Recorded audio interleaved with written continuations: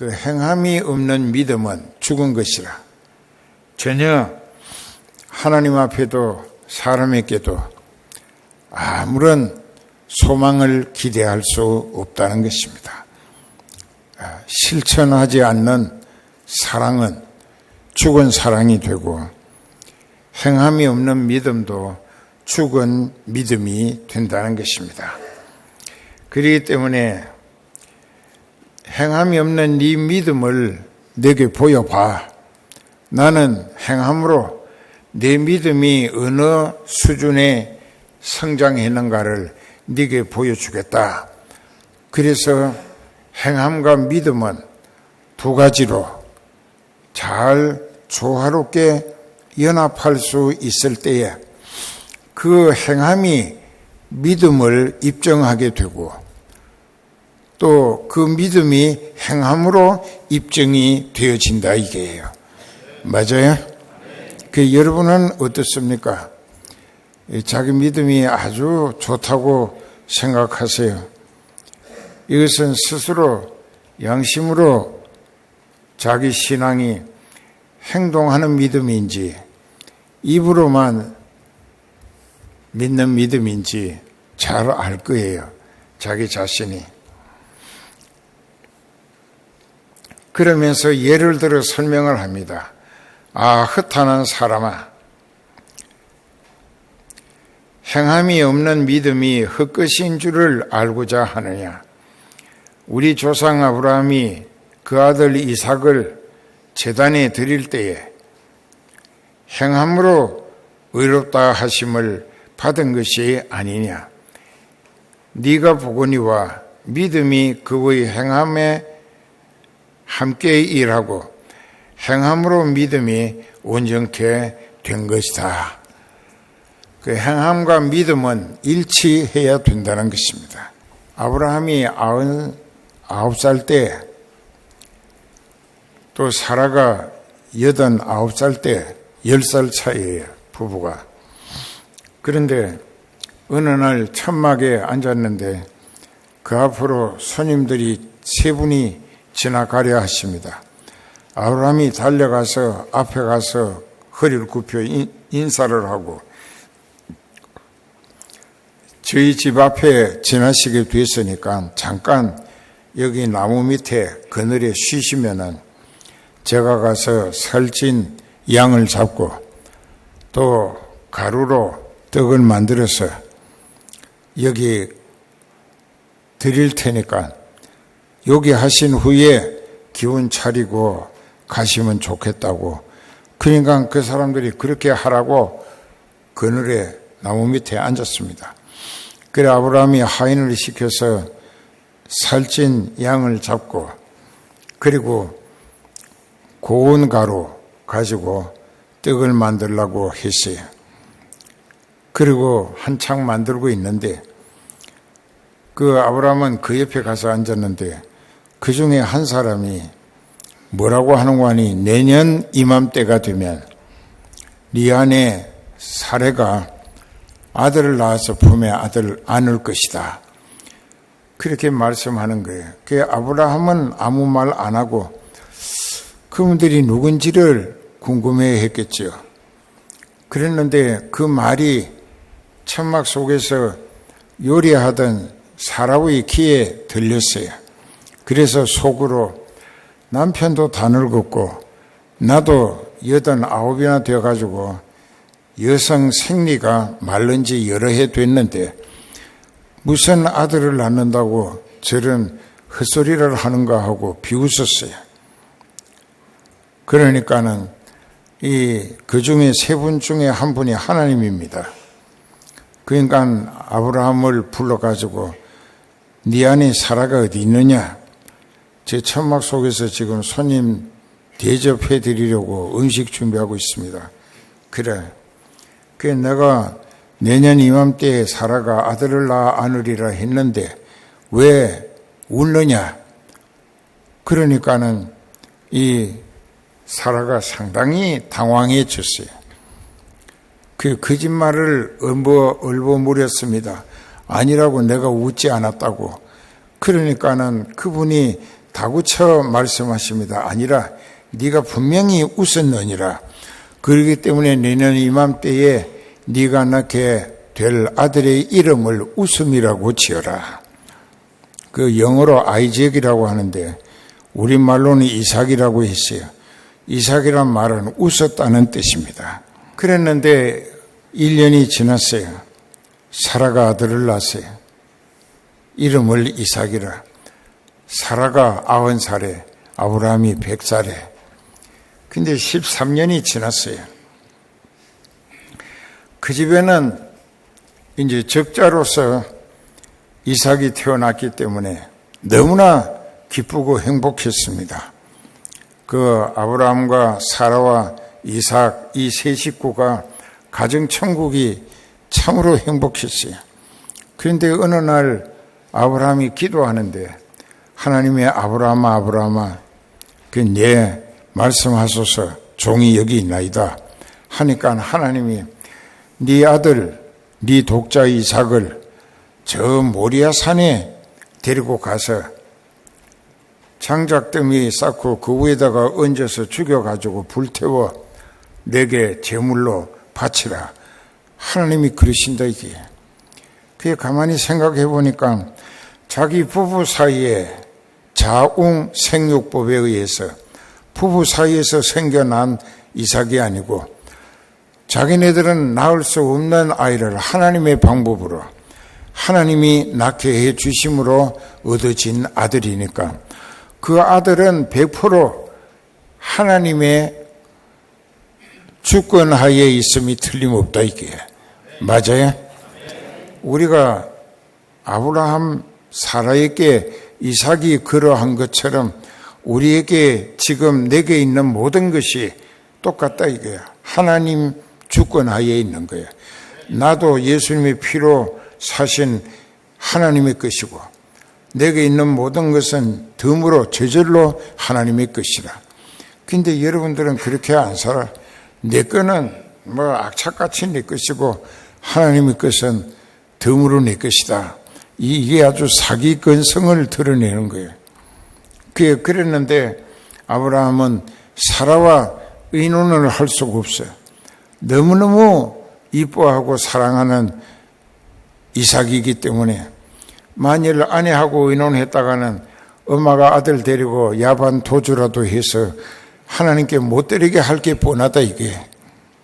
그러니까 아브라함은 믿음의 사람이라 사라에게는 한마디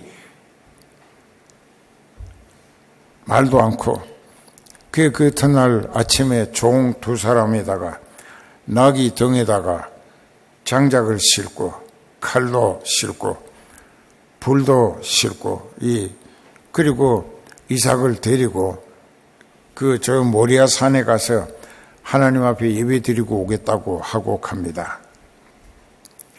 얼마나 멀었던지 사흘 길을 갔어요. 사흘을 가가지고 그 모리아 산에 갔어요. 그 산 중턱에 가가지고 거기서 아브라함이 그 자기 종 두 사람에게 여기 나귀하고 여기 기다려라. 장작을 풀어내려서 아브라함도 짊어지고 아들도 짊어지고 아버지하고 아들이 이 이삭을 하나님 앞에 번제로 불태워 드리기 위한 나무인데 아들도 짊어지고 아버지도 짊어진 거예요. 그래가지고 이제 불하고 칼하고 가지고 올라갑니다. 한참 올라갔는데 그 아들이 묻습니다. 아버지 그 하나님 앞에 번제 드리기 위해서 불도 칼도 장작도 우리가 가져가니까 준비된 것인데 하나님께 제물로 드릴 어린 양은 어떻게 되는 것입니까? 하고 물었어요. 자기인데 그걸 모르기 때문에. 그때 아버지의 마음은 갈갈이 찢어지는 것 같았을 거예요. 그래도 말을 못하고 이것도 도망갈지 모르니까 그 하는 말이 하나님께 번제 드릴 양은 하나님이 준비하신다. 그게 그 히브리 말로 여호와 이레라, 제호버 이레라고 합니다. 하나님이 예배하신단다. 그러니까 아들은 하나님이 예배하시는구나. 아버지를 믿으니까 그렇게 믿고 갔어요. 그 현장에 갔어요. 아버지 등에서, 아들 등에서 장작을 내려가지고 이제 싸고, 그리고 그 위에다가 이삭을 발목 2개 묶고 손목 2개 묶고, 그래가지고 발목 손목을 당겨서 묶고 그 위에다 갖다 얹은다 이게. 그때 이삭은 생각할 때 무슨 생각을 했겠습니까? 하나님이 예배하시는 양이 자기구나 하는 생각을 했을 거예요. 그래서 아무 소리 않고 있었습니다. 그 이삭도 대단한 믿음의 아들이에요. 그러니까 아버지가 이제 칼을 뽑아 들었어요. 칼을 들고 아들을 산채로 불에 타 죽게 할 수는 없으니까 죽여가지고 불로 태워 하나님의 지시대로 번제해 드리려고 아들을 내리치려고 하니까 이 아들이 금방 이제 죽임 당할 판인데, 바로 그 위에서 하나님이 아브라함아 아브라함아 급히 부르시면서 네 아들 이삭에게 이상 너 손대지 말라. 내가 이제 너를 보고 네가 100살에 얻은 아들도 내가 원하면은 내게 기꺼이 제물로 드릴 수 있다는 사실을 내가 확인했다 이게. 그래서 너는 믿음이 하나님께 100% 인정받았고, 그리고 너는 내 벗이라, 친구라. 그래서 네가 뒤를 돌아보라. 그래서 뒤를 돌아보니까는 그 여러 가지 나무가 넝쿨이 엉켜 있는데 이 산양 한 마리가 거기 뿔이 걸려가지고 빼도 박도 못하고 거기서 발버둥 치고 있거든. 그래 하나님이 저 양을 잡아다가 네 아들 대신에 거기서 불태워 번제를 드리라. 그래서 이제 그 양이 대신 이삭 죽을 자리에서 죽고 번제를 드렸습니다. 그 하나님 앞에 이삭을 제물로 불태워 드리려고 했을 때에 아브라함의 믿음은 어떤 믿음이었느냐? 하나님이 아브라함께 약속하시기를 네 후손은 이삭을 통하여 하늘의 별 같고 해변의 모래처럼 많이 번성하게 할 것이라 하신 하나님의 약속이 있다 이게. 그 약속이 있기 때문에 하나님은 절대로 약속한 것을 지키실 분으로 믿어졌기 때문에 자기가 그렇게 이삭을 불태워 하나님 앞에 드렸어도 그 죄 속에서 하나님의 능력은 이삭을 부활시켜서 되살려내가지고 그 후손이 하늘의 별, 해변의 모래알처럼 번성하게 해주실 하나님으로까지 믿어서 태워서 죽여서 번제로 드려도 하나님은 다시 살려내서 약속을 이루실 것이라고 믿었다. 이 믿음은 아브라함이 하나님의 절대 주권적 능력은 하나님의 약속을 지키기 위하여 죽은 자라도 살려서 하나님이 약속하신 것을 꼭 이루시는 하나님이라고 믿으셨다. 그래서 기생 라합 이 얘기가 나옵니다. 여호수아 2장 1절 이하의 기록을 보면은 이스라엘이 가나안 땅을 정복할 때에 여리고 성에 다다랐어요.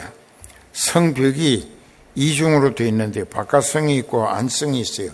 그 중간에 통로로 군인들이 왔다 갔다 해요. 근데 이 안성, 바깥성 끝끝들이 넓이가 11m 40cm. 대단히 넓어요. 그렇게 해가지고 아주 난공불락이라고 공격하기도 어렵고 점령할 수가 없다. 그것을 난공불락이라고 한문 사자성어로 그렇게 합니다. 그랬는데 그 하나님께서 그 성을 하루에 한 바퀴씩 돌고 이래되나 7바퀴를 돌아라게. 그리고 나서 이제 하나님께서 그 성을 하나님의 방법으로 허물어지게 와르르 허물으시는 거예요. 그래서 이제 그 전에 그 성에 정탐꾼 2사람을 보냈어요. 그런데 그들이 가서 들어갈 만한 집이 없잖아요. 그러니까 기생이 있는 그 음식점 술집에 손님들이 많이 드나드니까 거기 갔어요. 거기 갔는데 그 집의 주인이 기생 라합이에요. 라합이란 말은 넓다는 뜻입니다. 넓다. 넓은 거. 그런데 그 이상하지, 하나님이 그 기생 라합에게 성령으로 계시와 조명하시기를 앞으로 이스라엘의 하나님이 이스라엘 백성들에게 이 여리고를 빼앗아 주실 것을 알고 있어요. 어떻게 알고 있느냐? 광야길에서 이제 여러 나라 쳐부시고 왕을 죽이고 하면서 지내온 역사를 다 알고 있다 이게. 그래서 그가 말합니다. 나뿐만 아니라 이 여리고에 사는 사람들은 당신네들의 하나님 여호와가 당신네들을 위하여 여러 나라 쳐부시고 왕을 다 잡아 죽이고 이렇게 해왔다는 소식을 들을 때마다 간담이 녹는 것 같았다. 간담이 녹는다는 것은 간은 간이고 담은 썰개입니다. 간에 붙어있는 썰개. 그러니까 간하고 썰개가 녹아내리는 것처럼 겁을 먹고 이 두 무릎이 막 떨느라고 부딪혀가지고 사시나무 떨듯 하고, 그래서 지금도 불안과 두려움에 질려 있다 이게요. 그러면서 이제 뭐라고 하는 거 아니에요. 음식을 먹였겠지. 그리고 옥상에 슬라브 지붕에 올라가서 삼대를, 이 삼배 짜는 삼대, 요즘은 마니화라라고 해서 그 잎사귀를 마약을 만든다고 하는데, 그 삼대 껍데기를 삶아서 뺏기고 나면 하얀 지릅이라고 하는 것을 이렇게 여기를 묶어가지고 사방에 벌려서 세워가지고 말린다 이거예요. 그게 여러 가지 생활 재료거리로 쓸 수 있기 때문에. 그런데 그 2사람을 데리고 가서 그 산대 하나에 하나씩 숨겼어요. 조금 있으니까 경찰이 들이닥쳤어요. 왕의 명령에 당신 집에 이스라엘의 정탐꾼이 2사람 왔다고 하는데 끌어내라. 우리나라를 쳐들어오기 위해서 정탐하러 왔다. 그때 기생 라합이 뭐라고 했느냐? 당신들의 말대로 그 사람들이 여기 온 것은 사실이다. 그런데 해지기 전에 여기를 떠났다. 아마 그들이 성문 밖으로 나갔을 것 같으니까 어디 갔는지 모르지만은 빨리 쫓아가면 잡을지 모른다 했어요. 그랬더니 글쎄 이 사람들이 그 말을 고지 듣고 돌아가서 이 성문 밖으로 찾으러 나갔는데 그들이 나가자마자 성문이 닫혔다 했습니다. 그리고는 지붕에 올라가서 그 2사람을 붙들고 정탐꾼들이 이렇게 들어왔다고 잡으러 왔는데 이렇게 해서 보냈다. 그리고 밤중이 지나면은 내가 당신네들을 광주리에다가 하나씩 담아가지고 밧줄을 매서, 거기가 성벽에 붙은 집이라 다행히도 그 성 밖으로 내려줄 테니까는 둘 다 내려서 이제 당신네들이 나라로 돌아가고 당신네들의 하나님 여호와가 이 성을 점령해서 당신네들에게 주실 때에 우리 가족을 죽이지 말고 생명을 보존해 주라. 그러니까 좋다 이게. 그건 걱정 말라고 우리가 그렇게 하겠다고. 그 대신에 이제 신호를 짰어요. 붉은 천을 가지고 우리를 달아내린 그 창에다가 아주 멀리서도 잘 보이게 붉은 천을 거기다가 매달아라. 펄럭거리게. 그러면 이스라엘 군대가 쳐들어올 때 붉은 천이 창문에 걸쳐서 펄럭거리는 집에 사람은 하나도 상하지 않고 다 생명을 보존할 것이다. 그렇게 2장에서 그렇게 약속하고 돌아갔어요. 그리고 쳐들어왔어요. 6장에서 여호수아가 군인들에게 명령을 내립니다. 그 붉은 천이 문에 매달려서 바람이 펄럭거리는 집은 들어가서 아무도 해치지 말라. 그들은 목숨 걸고 우리 정탐꾼을 보호하고 안전하게 돌려보내주는 공로를 베풀었다. 그리고 그들은 우리 하나님 여호와를 100% 믿고 있는 사람들이다. 그래서 여호수아 6장에 여호수아가 군인들을 데리고 쳐들어갈 때 그 집의 식구들을 안전하게 보존하는 구원을 시켰습니다.